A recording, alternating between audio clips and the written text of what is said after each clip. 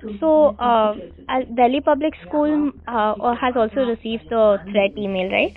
Yes, yes. So, sir, you must have read the content of the email. What do you have to say about that?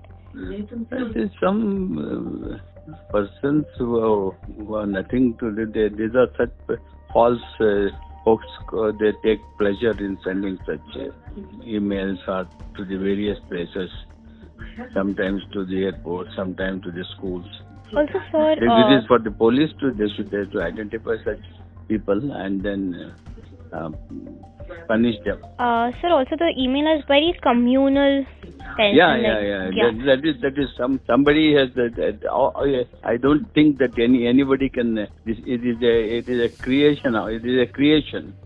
Okay. Also, sir, could it be because of the elections coming up right now? Like, all the 5 assembly states have gone to polls. Could it be anything related to that, like because of the elections coming up? No, I don't think that is not related to the election and all. That is some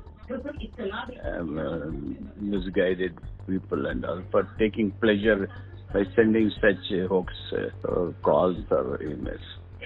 Okay. It has nothing to do with the elections. Okay.